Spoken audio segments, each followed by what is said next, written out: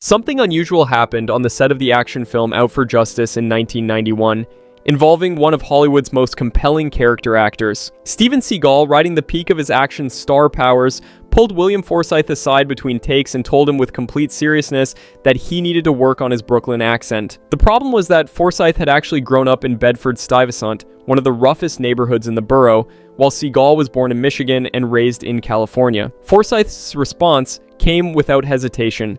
"Trust me, you do." That exchange captures everything about William Forsythe's career in a single moment.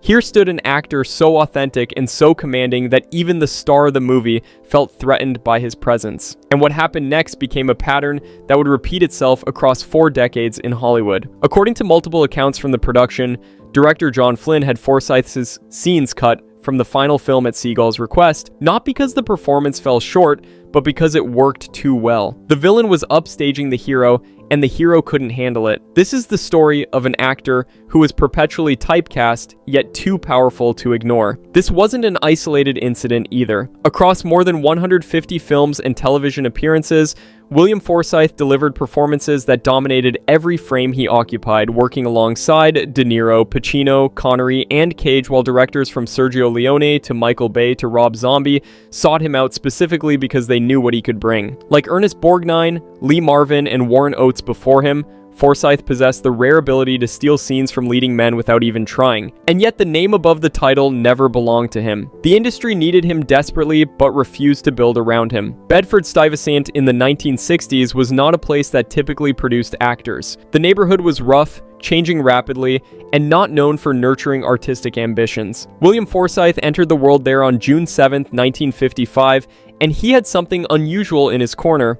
A mother who was absolutely obsessed with movies and schooled her son in the legends of Hollywood's golden age, teaching him to recognize the craft behind performances that lit up the silver screen. Acting still wasn't on his radar until a teacher essentially forced him to play Caesar in a school production of Shakespeare's Julius Caesar, and that's when something clicked. The acting bug bit deep, and by 17 years old, Forsythe had already appeared in over 40 plays across dinner theaters, touring companies, stock productions, and repertory groups. What makes this even more surprising is that he trained in opera, which meant the same guy who would one day play psychotic killers and unhinged criminals could actually sing. When he made his way to Los Angeles to pursue film, Forsythe didn't wait politely for opportunities to find him. In interviews, he's admitted to disguising himself as a gas company worker just to get past security at studios, and he once dressed up as a singing telegram performer in a gorilla suit to crash casting sessions. This wasn't desperation, but Brooklyn's survival instinct applied to Hollywood. If the door wasn't open, he'd find another way in. The door finally opened in 1984, and Sergio Leone was the one holding it. The legendary Italian director cast Forsythe as Philip Cockeye Stein in Once Upon a Time in America, his epic gangster film starring Robert De Niro and James Woods, and this was no small part. Cockeye served as a key member of the Jewish gang at the heart of the story, volatile and loyal and dangerous in equal measure, which meant Forsythe was working opposite De Niro on his very first major film and proving immediately that he belonged. Leone saw something in him that few directors would fully exploit in the years to come. A raw and unpredictable energy that elevated every scene he touched. Forsythe wasn't just playing a gangster, but inhabiting one completely. The performance should have launched him toward leading roles, but instead, it became a ceiling. Hollywood looked at what he could do and decided they knew exactly where to put him. In the villain's chair, making stars look good by comparison. What's fascinating is that Forsythe's own influences pointed toward leading man territory entirely. He's spoken about walking into a theater by accident as a teenager and seeing Mean Streets, and he was so moved by the film that he got a job as an usher at that theater just so he could watch it repeatedly until it closed. Martin Scorsese and Robert De Niro were his North Stars. When asked who he considered the best American actor, Forsythe didn't hesitate before naming Robert Duvall, saying he loved the ability Duvall had to change and do the most amazing work, pointing to Tender Mercies and Stalin as examples of real amazing power and diversity. Forsythe wanted to be that kind of actor, transformative and respected, and given the room to disappear into vastly different roles. But the industry had other plans. The Coen brothers briefly glimpsed his range when they cast him in Raising Arizona in 1987, where he played Avel Snotes, one of the bumbling convict brothers opposite Nicolas Cage. For once, Forsythe was allowed to be funny, showcasing comedic timing that proved his versatility extended far beyond menacing villains. But Hollywood largely ignored this demonstration of range, continuing to see him through the narrow lens of typecasting. To understand just how dominant William Forsythe could be in a supporting role, you only need to look at 1991. That year, he appeared in 2 action movies released within weeks of each other, Out for Justice and Stone Cold, and in both he was cast as the villain. In both he was supposed to lose. In both he won.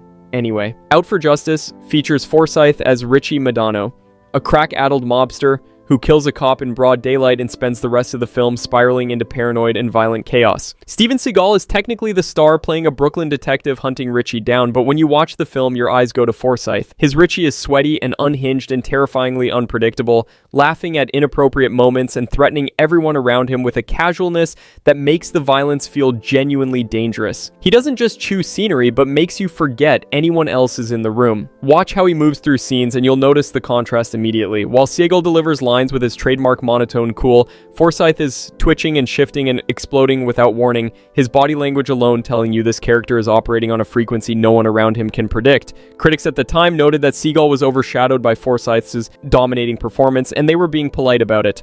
The original cut of Out for Justice reportedly ran over 30 minutes longer, with more character development and plot details, and much of that material featured Forsythe before being trimmed significantly prior to release. Warner Brothers wanted a tighter runtime, but the whisper on set told a different story. The villain was making the hero look ordinary. What remained was still enough for Forsythe to leave an impression that lasts to this day, and fans of action cinema consider Richie Madano one of the most memorable villains of the era, precisely because he felt genuinely uncontrollable.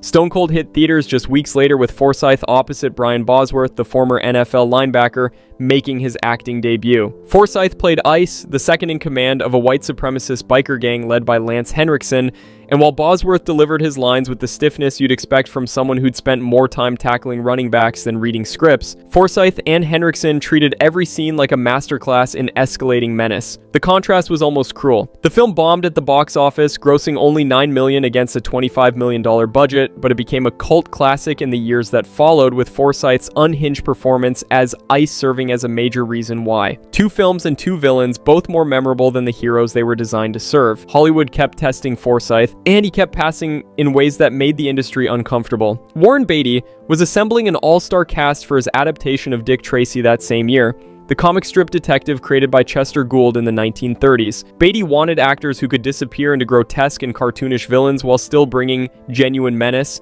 and he called Forsythe first, before Al Pacino, before Dustin Hoffman, before any of the other big names attached to the project. Forsythe was cast as Flat Top, one of the most iconic villains from the original comic strip, and to prepare, he tracked down every Gould comic featuring the character from 1930 to 1957 because he wanted to understand where Flat Top was coming from, his cunning and cruelty and peculiar way of seeing the world. What he found was a character perfectly suited to his talents, a cold-blooded killer with a distinctive look and 0 redeeming qualities. The transformation required commitment that went beyond most acting jobs. 3 hours in the makeup chair every single morning for 5.5 months of production, plus another 40 minutes at the end of each shooting day to remove everything. More than 50 times he put on and took off that elaborate prosthetic makeup during the course of the film, and the result was striking because Flat Top looked like he had stepped directly out of the comic strip with his signature flat-topped head and exaggerated features. "My own mother wouldn't have recognized me," Forsythe later said, "except maybe for the gap in my teeth and the twinge into my voice." And here was the cruel irony, the visibility paradox that defined so much of his career. Forsythe delivered an impressive performance in a major studio film packed with A-list talent, holding his own against Pacino's scenery-chewing big boy Caprice and Dustin Hoffman's mumbling mumbles and Madonna's sultry, breathless Mahoney. But because he was buried under latex and prosthetics, audiences had no idea what William Forsythe actually looked like. He proved he could hang with the biggest names in the industry while ensuring none of them would remember his face. Hollywood might have been blind to his range, but the independent film world wasn't. The Water Dance came out in 1992, a rehabilitation drama directed by Neil Jimenez and Michael Steinberg that starred Eric Stoltz as a writer adjusting to paralysis after a hiking accident, with Wesley Snipes as a fellow patient. Forsythe played Bloss, a bitter and racist biker also learning to live with his new limitations. This was not a villain role. Bloss was complicated, angry, and prejudiced, and struggling to accept his circumstances, while also proving capable of unexpected moments of empathy and growth. One scene shows Bloss watching square dancers perform at the rehabilitation center as his frustration boils over into rage at what he's lost, and later, he shows genuine compassion for a young Korean man who's been shot in a liquor store holdup. The film asked Forsythe to show vulnerability, to let audiences see pain instead of just inflicting it, and he delivered completely. The Water Dance won the Audience Award for Best Dramatic Feature at the Sundance Film Festival, along with the Waldo Salt Screenwriting Award, and most significantly for Forsythe, his performance earned him a nomination for the Independent Spirit Award for Best Supporting Male. Critics who had only seen him as thugs and killers suddenly recognized that this was an actor of genuine depth. That same year, he appeared in Edward James Olmos's directorial debut, American Me, playing a prison gang leader in a role that once again required more than just intimidation, because Olmos trusted Forsythe to bring complexity to a character who could have been one-dimensional. This was the moment that should have changed everything. Critical recognition from the indie world, an awards nomination, proof on screen and in reviews that William Forsythe could do more than menace. If this didn't crack the ceiling, what would? If an Independent Spirit nomination and Sundance acclaim couldn't change the trajectory, then maybe the ceiling wasn't made of glass at all. Maybe it was concrete. Hollywood's response to all this was to keep casting him as villains. Television offered a brief respite when he was cast as Al Capone in the 1993 series The Untouchables, allowing him to sink his teeth into one of history's most notorious gangsters. His portrayal brought psychological complexity to the legendary criminal, but even this high-profile role couldn't break the typecasting cycle. Michael Bay's The Rock came together in 1996 and paired Sean Connery and Nicolas Cage against Ed Harris as a rogue general who has taken Alcatraz Island hostage with chemical weapons. Forsythe played FBI Special Agent Ernest Paxton, the man coordinating the mission from the outside, and for once he wasn't the villain. Paxton was a law enforcement professional, initially cold and bureaucratic, who gradually developed sympathy for Connery's wrongly imprisoned character as he learns the truth about the government's treatment of him. The role required Forsythe to ground the film's more outlandish elements in something resembling institutional reality, which gave him a chance to show a different kind of presence. The Rock became a phenomenon, $335 million worldwide, making it the fourth highest grossing film of 1996. Critics praised the action sequences and the performances and Bay's kinetic direction, and the film proved that mainstream audiences would accept Forsythe in roles beyond the heavy. But the system worked the way it always had. Supporting role, no callback, no elevation. That same year, HBO aired Gotti, a television movie about the notorious mob boss, and Forsythe played Sammy the Bull Gravano, the underboss who eventually testified against Gotti and brought him down. It was another acclaimed villain turn, another demonstration of range disguised as typecasting, another project that reinforced Hollywood's narrow view of what he could do. At some point in the mid-90s, the truth must have become clear. The rules weren't going to change. Every performance that should have opened doors only confirmed the industry's belief that they'd found his proper use. And here's where it gets worse. Actors with half his presence were being handed franchise leads during this exact period. Jean-Claude Van Damme got Time Cop and Street Fighter. Dolph Lundgren headlined 20 action films between 1987 and 1997. Even Brian Bosworth, the guy Forsythe had acted circles around in Stone Cold, kept getting chances. The difference wasn't talent, but the willingness of studios to bet on a certain kind of face, a certain kind of body, a certain kind of blandness that wouldn't threaten anyone else on screen. Forsythe was too alive to be safe. Everything changed when Rob Zombie came calling in 2005. The musician turned filmmaker was preparing The Devil's Rejects, a sequel to his debut House of 1000 Corpses, and he wanted something different from the psychedelic horror funhouse of the first film. Grittier, more grounded, closer to the violent westerns and road movies of the 1970s, citing Bonnie and Clyde and the Wild Bunch and Badlands and the Texas Chainsaw Massacre as his influences. When Zombie approached Forsythe about playing Sheriff John Quincy Wydell, he told the actor that his inspiration came from performers like Lee Marvin and Robert Shaw, hard men with complicated moral codes. This wasn't just another villain role because Wydell was the brother of a sheriff killed by the murderous Firefly family in the first film. He was coming for vengeance, and he was willing to become as monstrous as his targets to get it. For the first time in his career, Forsythe got to play the hunter instead of the hunted. His Wydell starts as a righteous lawman, obsessed but seemingly justified, and as the film progresses, he descends into something far darker. He hires bounty hunters and tortures his captives and quotes scripture while committing acts of savage violence, believing himself to be on a mission from God. But the God he's serving demands brutality that makes him indistinguishable from the killers he's pursuing. The performance is electric throughout. Forsythe chews through his dialogue with conviction, bellowing, "I am the devil, and I am here to do the devil's work," before unleashing unholy violence, but there's also genuine pain underneath the rage. You understand why this man has broken, even as you recognize that he's become exactly what he claims to hate. The audience's sympathies flip completely because these are serial killers being tortured, and somehow you feel for them because Wydell has become something worse. Critics and horror fans responded with enthusiasm. Roger Ebert, who had largely dismissed House of 1000 Corpses, praised The Devil's Rejects for having characters with personalities and histories and motives, and much of that depth came from Forsythe's work. Stephen King named it one of the best films of 2005. What Zombie understood was something other directors hadn't figured out.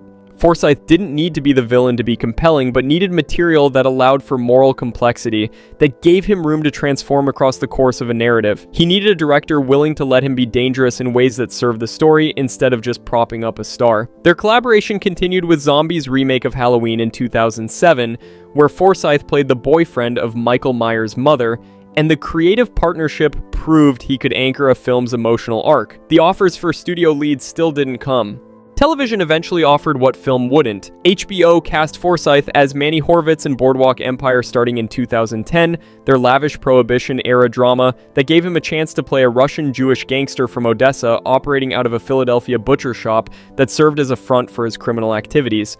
The character was violent, yes, and his meat locker served purposes that had nothing to do with beef, but he was also a family man with a wife and daughter he genuinely loved. The role allowed Forsythe to be both terrifying and strangely sympathetic at the same time. Manny talked about his difficult childhood in Odessa, about fighting every day just to survive, and he formed alliances and betrayals with major characters across multiple seasons. His quotable menace became a fan favorite, lines like, "The most important thing in life, darling, your health." When the show killed him off in season 3, it felt like something essential had been lost, a grounding presence who reminded viewers that this world of glamorous gangsters was built on everyday brutality. Prestige Television kept finding him after that. Justified brought him in for 2014, and he slid seamlessly into the show's world of Kentucky criminals and compromised lawmen. Amazon's The Man in the High Castle cast him as J. Edgar Hoover across 7 episodes from 2018 to 2019, and he brought gravitas to the alternate history drama. Television showrunners understood what film executives often didn't.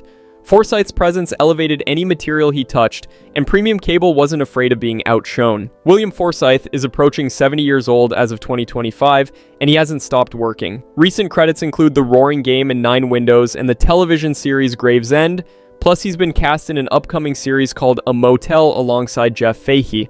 The roles keep coming, the cameras keep rolling, and he keeps showing up. More than 4 decades and over 150 projects fill his filmography now. Critics have compared him to Ernest Borgnine and Warren Oates and Lee Marvin, character actors whose faces defined entire eras of American cinema, even when their names weren't above the title. It's apt company, but Forsythe has always bristled at the character actor label. "I love what I do," he said in one interview. And in the true sense, from my training, I try to create a character each time. It is something I do, but I don't want that term to limit what I can do. I prefer people to say to me, "You're one of my favorite actors," rather than, "You're one of my favorite character actors." It sounds like a slam.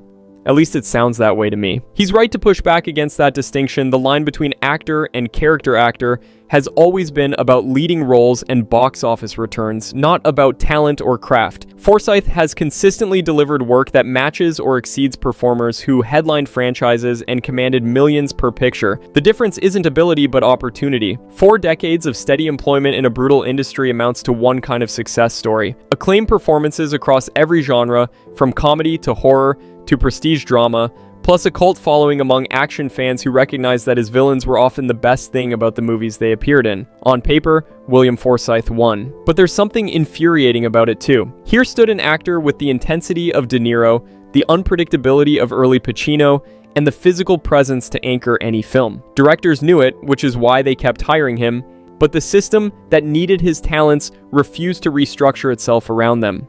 Consider how many forgettable action stars of the 1980s and 1990s got their own franchises while Forsythe remained in the shadows. Dolph Lundgren headlined 20 films between 1987 and 1997. Jean-Claude Van Damme got Bloodsport and Kickboxer and Time Cop and Street Fighter. Even Michael Dudikoff, a name most people today wouldn't recognize, starred in 5 American Ninja movies. These weren't better actors, but safer ones, and they wouldn't upstage anyone because there was nothing to upstage. Forsythe was essential but expendable, irreplaceable but interchangeable.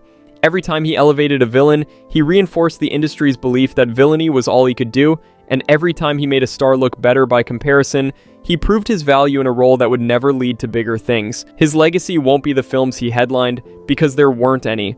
It will be the films he made watchable, the scenes he dominated, the moments where his presence transformed forgettable material into something worth remembering. When you watch Out for Justice or Stone Cold or The Devil's Rejects, you're watching William Forsythe remind everyone that the best actor in the room doesn't always get top billing. The man who was too authentic for Steven Seagal, too powerful for Brian Bosworth, too memorable for every star he was cast opposite, he's still working and still proving them wrong and still showing up ready to steal another scene. Hollywood never built around him, but it spent 40 years leaning on him, and it never once said, "Thank you."